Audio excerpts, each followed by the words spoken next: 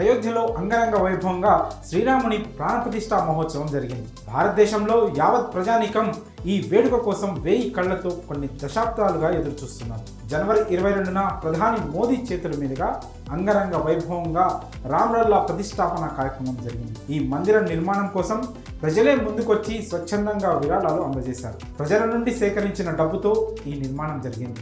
7 దశాబ్దాల వివాదాన్ని, ఓ సున్నితమైన అంశాన్ని సుప్రీంకోర్టు ఓ కొలిక్కి తేవడంతో అయోధ్య రామ మందిర నిర్మాణం సాఫీగా సాగింది. శ్రీరాముని మందిర నిర్మాణం కోసం 2021 జనవరి 14వ తేదీన విరాళ కార్యక్రమం చేపట్టి కేవలం 45 రోజుల పాటు ఈ ప్రక్రియను కొనసాగించింది రామ జన్మభూమి తీర్థక్షేత్ర. అదే ఏడాది ఫిబ్రవరి 27తో ఈ విరాళాల సేకరణ ప్రక్రియ ముగిసింది. మొత్తంగా 3500 కోట్ల రూపాయల విరాళాలు అందాయి. 10 కోట్ల మందికి పైగా విరాళాలు అందించారు.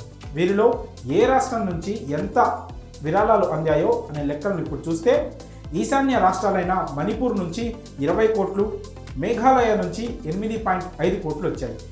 అరుణాచల్ ప్రదేశ్ నుంచి 4.5 కోట్లు, నాగాలాండ్ నుంచి 2.8 కోట్లు, మిజోరం నుంచి 2.1 కోటి అందాయి. ఇంకా తమిళనాడు నుంచి 85 కోట్లు రాగా కేరళ నుంచి 13 కోట్లు వచ్చాయని శ్రీరామ జన్మభూమి తీర్థక్షేత్ర ప్రధాన కార్యదర్శి చంపత్ రాయ్ వెల్లడించారు.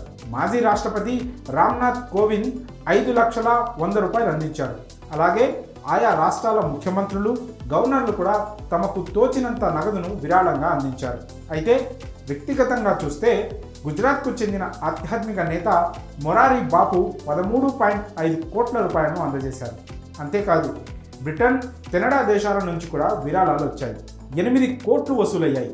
అయోధ్యలో రామమందిర నిర్మాణం కోసం విరాళాలను ఏకకాలంలో సేకరించారు. 9 లక్షల మంది కార్యకర్తలు 1,75,000 బృందాలుగా విడిపోయి ఇంటింటికి వెళ్ళి ఈ నగదును సేకరించారు. ఇప్పటి వరకు 1,800 కోట్లను ఖర్చు చేశారు. మరి అయోధ్య రామమందిరం కోసం మీరు ఎంత విరాళం ఇచ్చారు? మీ ఊరిలో హైయెస్ట్ అమౌంట్ ఎంత? లాంటి వివరాలు మీకు తెలిస్తే ఆ అమౌంట్ను కామెంట్స్ రూపంలో తెలియజేయండి.